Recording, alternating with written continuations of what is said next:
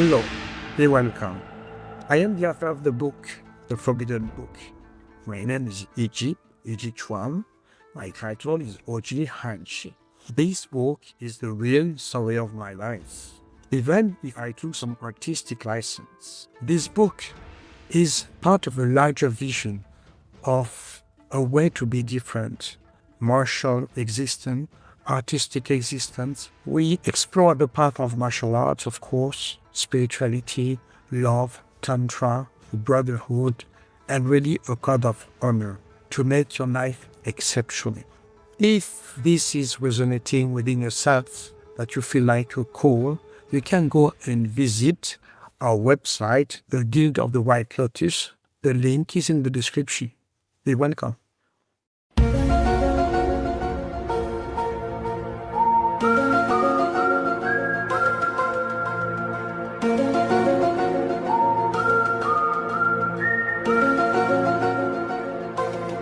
The Book of Ouija, a spiritual odyssey beyond the visible. Chapter 1. The Silent Ascent. The sun was barely rising over the mountains of Ardèche, tearing through the morning mist with a golden glow. The village of Dunière, still asleep, nestled peacefully in the valley, unaware of the man who was awakening for a new day of challenges.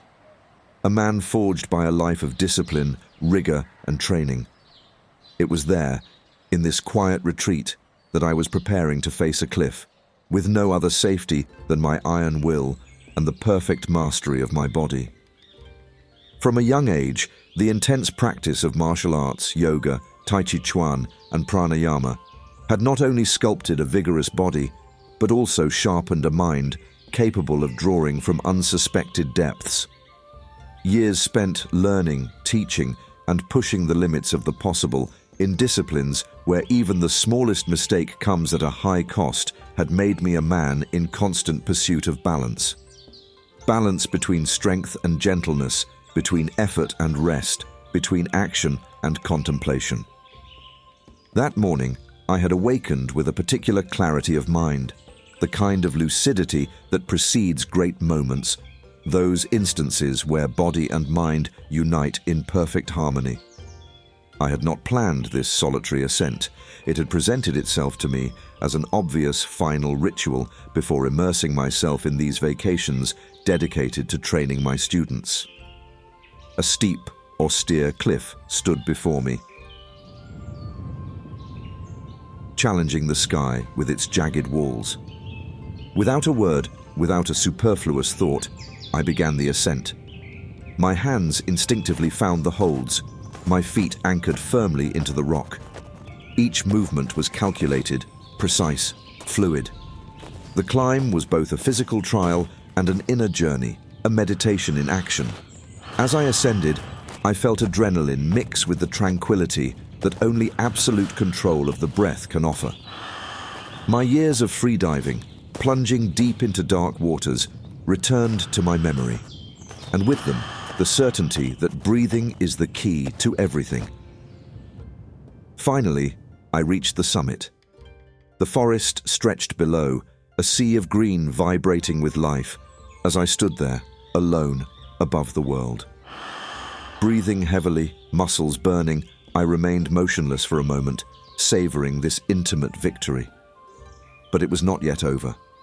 In this grand solitude, I began practicing slow Tai Chi movements, letting my body find its natural rhythm, my mind settle. It was at that moment that the thought of my lost master struck me with unexpected force. I had never prayed for him, nor for anyone else. Death wasn't part of my beliefs. It was simply a passage, a stage on a broader path.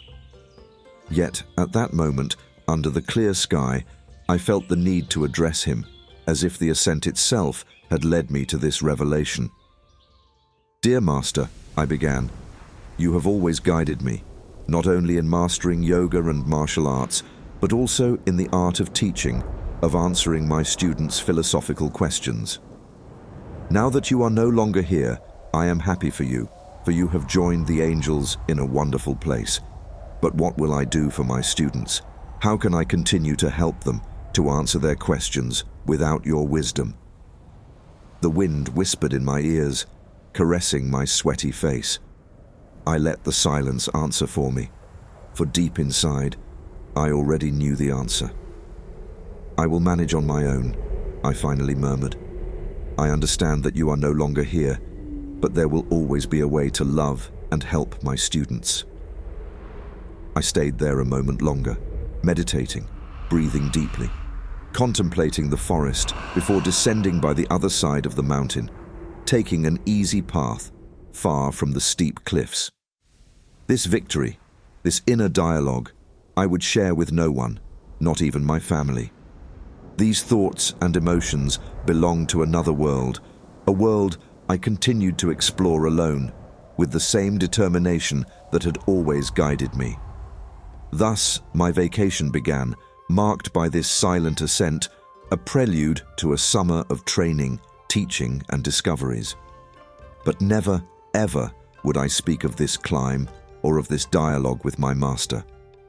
Some victories are meant to remain in the secret of the mountains, where only those who have climbed the highest peaks can understand them.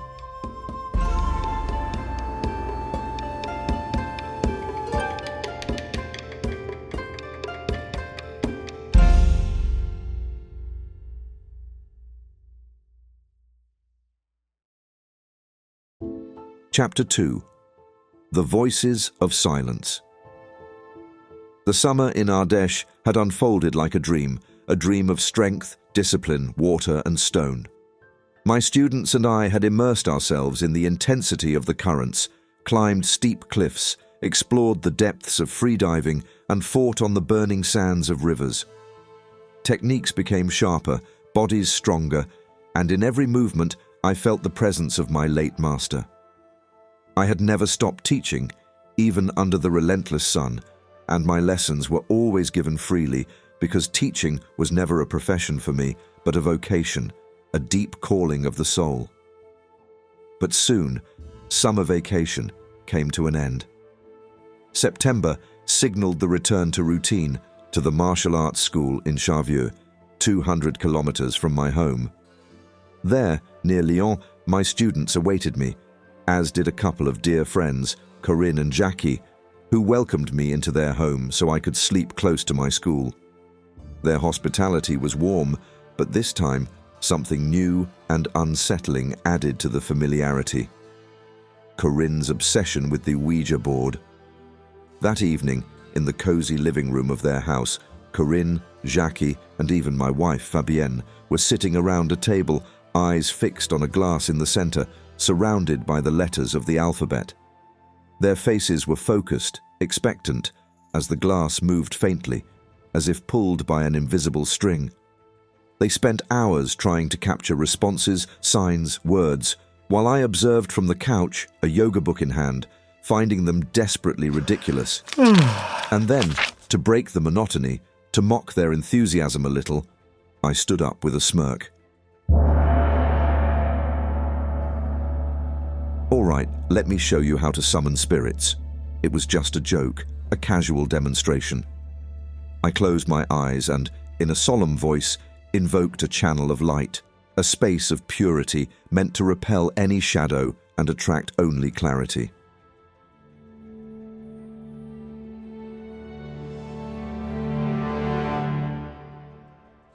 It was just theater, nothing more.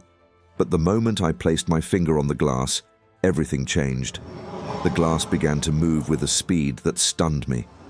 Letters formed, words, sentences.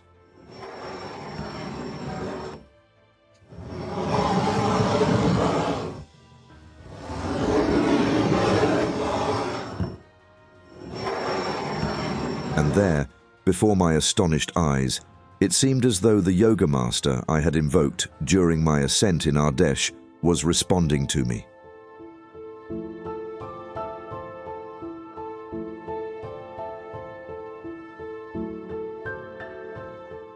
I had completely forgotten that moment, lost in the recesses of my mind. But now, faced with these words taking shape under my fingers, a wave of fascination swept over me. The following week, back at Corinne and Jackie's, I returned to the table with new determination. This time, I had prepared precise questions, technical ones, trying to understand whether this phenomenon was real or just an illusion. The answers I received were perfect, disturbingly accurate.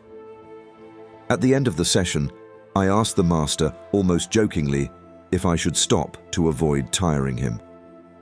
The response sent an unexpected chill through me. Now I am a young man. I didn't understand it at the time, but the idea that old age no longer held sway over him, that death had freed him from his worn-out body, suddenly struck me with painful clarity.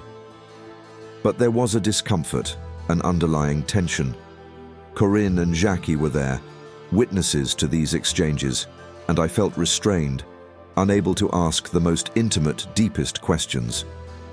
I decided then to try alone, with Fabienne, one night at home.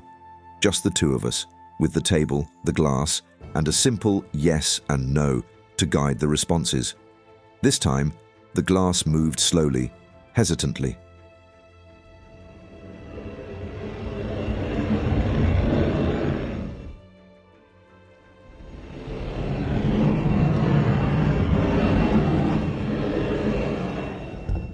I asked, "Master, are you ready to answer my questions?" The glass indicated yes.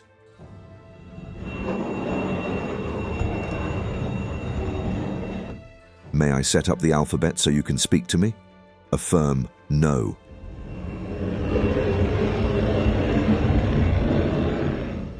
Puzzled, I tried one last question, seeking to understand. "Master, may I ask questions so you can answer?" The glass hovered over yes, but the idea of setting up the alphabet was rejected again.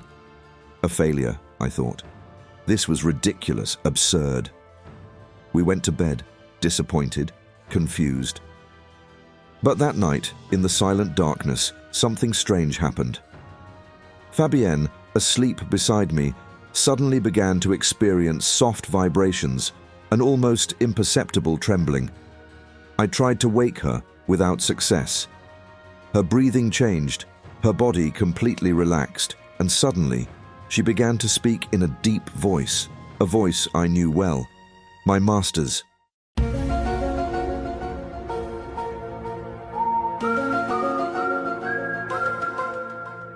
"Stop that. It's not funny at all," I said, irritated. But the voice continued, deep and steady, speaking to me with the same tone, the same inflections as in my memories. A shiver ran down my spine. "All right. Let's say you are my yoga master. You died 2.5 years ago, and now you've come to speak to me through my sleeping wife. Why?" The answer was direct, no frills. "Because you are lost."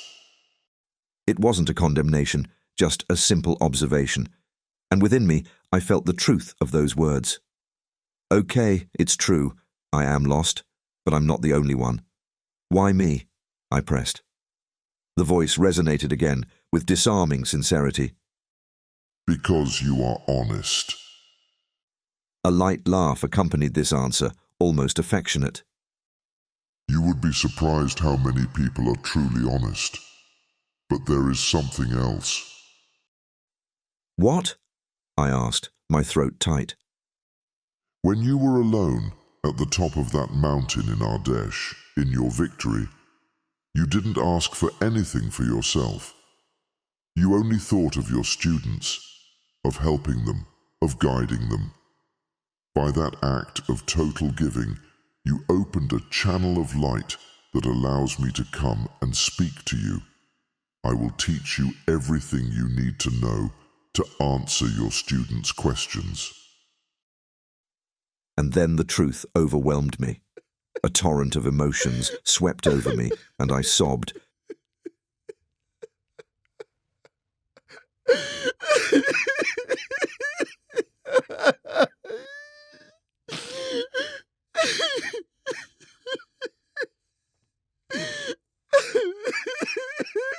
Filled with intense joy, with infinite respect for what was happening. This was no longer just a game, but a new reality, a sacred bond that had opened between my master and me beyond death. Thus began a new year, not only as a teacher, but once again as a student, ready to learn, to grow under the guidance of this master who had come from the shadows to lead me.